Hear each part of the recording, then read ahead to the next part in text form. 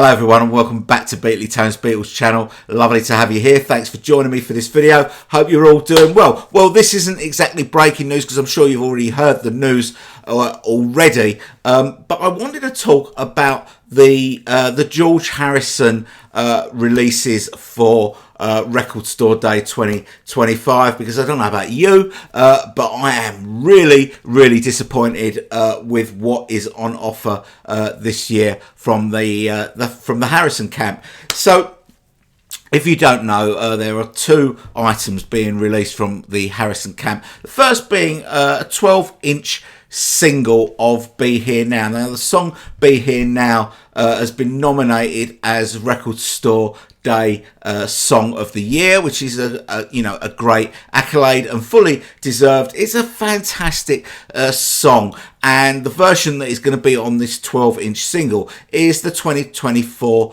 remix done by Paul Hicks and Sam Gannon, and that is a brilliant remix. It sounds absolutely beautiful. So that is the first side of the 12-inch single. But I've already got it. I've already bought the George Harrison Living in the Material World box set. So I've already got that version and I don't need another one. Now, on the other side of the 12-inch single, it is a double A-side, is a cover of Be Here Now done by Beck. Well, I'm not... I don't buy all of Beck's albums. I've liked some of the stuff that he's done. I thought the Odelay album was really good. I quite liked his remix of Find My Way on the McCartney 3 Imagined LP, but I don't buy everything. I don't need everything that he's done, and I certainly don't need him doing a cover of a George Harrison song.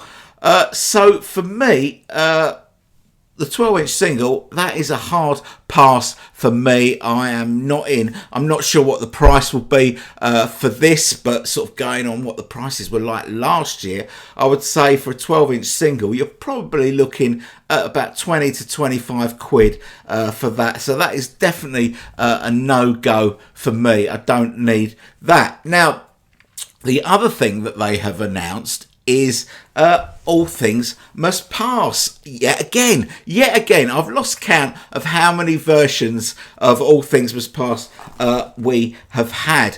But this time it's coming out as a Zoetrope LP or L3 LP box set. Now, last year we got Electronic Sound and Wonderwall Music as a Zoetrope LP, and when I went to Record Store last year, I picked up the Mind Games EP, and I saw both of these Zoetrope albums in the store, and they were just over £40 each, I think. And these albums, they're not very good. Neither of them are very good albums, and that was, I walked away. I didn't bother picking them up. But a few weeks later, I saw on eBay there was a bloke selling these for 25 quid each, and I got a bit of FOMO. I thought, well, it suddenly occurred to me that maybe this is the beginning of a series that might be nice to collect. And they would release under this new deal with Dark Horse that Dark Horse have got with BMG. They would. It would be a series, and they would release each album as a Zoetrope, and that might be like a nice thing to collect, because they look really nice. They're beautiful. They look really nice. That's the Electronic Sound, and that is Wonderwall Music, and they look really nice. But at that time, I didn't own any Zoetrope albums, and I didn't really know anything about them. Anyway, I had this bit of FOMO, and I pulled the trigger, and I bought these two albums, and I showed them on the channel, a few weeks after Record Store Day last year. But now I do know all about them. And so what these things do is, they've got, if you don't know, they've got lots of images on here. And they move. But then I ask you the question, how do you listen to your records. I mean, I think what most people do is you put a record on the turntable and then you retreat to the sofa and sit in the sweet spot in your room and listen to your record in the best possible sound. Well, with a Zoetrope album, you can't do that. You can't do that because to get the benefit of these moving images, which is the whole point of them, you have to have an app on your phone, which I've got because I needed to get the app to demonstrate when I did the unboxing of these two records. I had to, demonstrate that the image is moving. So I got the app on my phone. But what you have to do to see the image move is you have to stand over your turntable with your phone in the app and look through the screen to see all the images moving. Well, who does that? Who stands over their record when they're playing a record, with holding your phone and looking down like that? Who listens to a record like that? Well, nobody. Nobody listens to a record like that, which renders these completely pointless. Completely pointless. There is no point to them whatsoever, apart from they look very nice. They look very nice. So these are a thing for collectors only. But they are really a thing to look at rather to listen to, because they don't sound very good. Now, if you think about how coloured vinyl and picture discs are now, they sound really good compared with how they used to when that sort of thing first came out in the late 70s. Coloured vinyl, picture discs, back then in the late 70s, they sounded terrible, and the Zoetropes don't sound quite as bad as they did back in the 70s, but they don't sound anywhere near as good as coloured vinyl or picture discs do these days. They just don't sound very good. So basically, these are, a thing more to look at. Now, that's the Zoetrope aspect. It's coming out, as All Things Must Pass did, as a 3 LP set. But the thing about this release is that for this release, they have gone back to this version, the 1970 Phil Spector mix. Now, the whole thing about, we know that Paul Hicks and Sam Gannon did a remix of All Things Must Pass, came out in 2021, and it kind of divided fans a little bit. But to my ears on my hi-fi, the new version, the remixed version, was streets ahead of the Spector version. When we only had the Spector version, it was still a brilliant album. But we didn't know that we were going to be able to hear it better. But the remix, for me, it revealed so much that was buried on the original mix, that the 2021 mix of All Things Must Pass is my go-to version of All Things Must Pass now. So, why have they gone back to the 1970 version? I don't really understand that.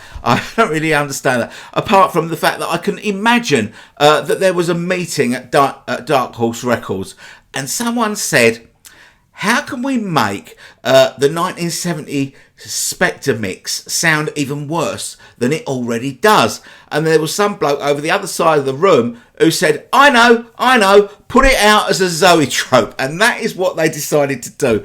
So that imaginary scenario obviously didn't happen, but it might as well have, because that's really what they have done with this. Now, when we talk about the cost of this, don't know the cost of this yet, but 3 albums, Zoetrope albums, which can't be as cheap to manufacture as a normal album on black vinyl.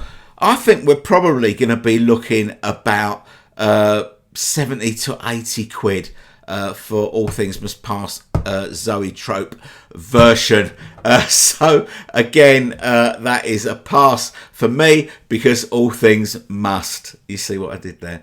Definite pass for me on that. So really disappointing. Obviously you know, I bought these because I assumed that it was going to be a series, but not knowing about Zoetrope. Now I know about Zoetrope. It's a series that I'm not interested in. So, you know, without any, you know, shadow of doubt, Now Dawn release for Record Store Day next year will be a Zoetrope of living in the material world, but hopefully they can come up with something a bit more interesting. I don't know when we might get the remix of Dark Horse, but I'm really looking forward to that because I am one of those people that really like that album. But it wasn't all bad news for Record Store Day. You know, obviously the John Lennon EP is something that I want to get. I think it's a taster for the full 1-to-1 concert that will be coming. I think will come out later in the year. Hopefully, we'll get both shows, maybe even some rehearsal material. You never know. You never know your luck. But we know that Paul Hicks and Sam Gannon have remixed that. So hopefully that's something that's coming later in the year. But I would like to get the EP now. Just to hear what it sounds like, see what sort of job they're doing, because that, you know, those concerts were, you know, fairly badly recorded. So I'd be interested to see what they have done with that, and so hopefully I'll be able to get one. I'm not a big fan of Record Store Day, as I've said before. I don't like the getting up early. I don't like the queuing up. I don't like the virtual bundle as soon as the doors open. But you know, you got to do what you got to do, and. There are some other things on offer for Record Store Day that I am interested in, that I'm kind of thinking about. I'm very interested in the Elton John Live at the Rainbow with Ray Cooper album. That's from 1977. I think that is that should be a good release. Elton always has a Record Store Day release. In the past few Record Store Days, it's been his studio albums that have been expanded to a double and put out on coloured vinyl. None of that from him this year, but we've got a 1977 live performance. Quite interested in that. The Thin Lizzy Jailbreak alternative version quite interests me. That is the Jailbreak album from 1976. With different versions of all the songs that are on the album. But I think that they all come from the 1976 box that came out last year, which had the two albums from 1976 that Lizzie put out, Johnny the Fox and Jailbreak, both brilliant albums, and that came out a remix of those two albums plus some bonus material. And I think all the stuff that comes on this alternative Jailbreak album for Record Store Day is all from that. So I'm not sure, I'm not 100% sold on that. I might, you know, I looked at the 1976 box when it came out, and I've looked at it a few times since, and the price hasn't changed. If the price changes between now and Record Store Day and it goes down, I might pull the trigger on the 76 box rather than go for the alternative Jailbreak. Another album that I quite fancy, Out of Their Heads by the Stones, might go for that one. What else was there? There was the Oasis compilation, Time Flies, which is coming out as a 4 LP box set, each LP within the box set different colour, which sounds very nice. I'm not sure about that though, because I have got most of the tracks that are on it already on CD, and because these songs were recorded, you know, in the 90s and in the noughties, they're probably not, you know, they're not analog. So this box set will be a digital transfer, and you know, you might as well, you know, a digital transfer is basically a 12-inch CD, except it's one that you pay 3 times the price for each album. So, you know, if I'm that interested in the album, I'm pretty sure I would have picked up the compilation on CD by now. You can buy it on Amazon right now for a tenner. So I'm not sure what the box set price will be, but I'm not 100% sure about that, but I am quite interested in that. The other one that I'm interested in is the Fleetwood Mac self-titled album from 1975. I do have that album on vinyl, but it's old and it's battered and it's not in the greatest of shape, so I wouldn't mind picking that up. I don't know whether this version that's coming out now is from the original master tapes, or whether it is another digital transfer. If it's a digital transfer, then I won't be going for it, because I do have it on CD as well. Anyway, that's my rambling done for Record Store Day. As far as the Beatles go, the Lennon camp wins hands down. They win Record Store Day 2025 as far as the Beatles go.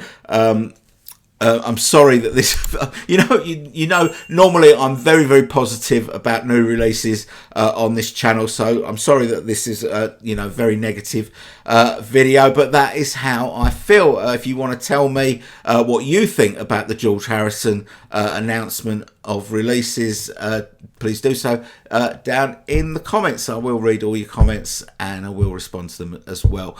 Okay, that's it from me. Thanks very much for watching. Hope you've enjoyed this video, and I'll see you all very soon. Bye bye.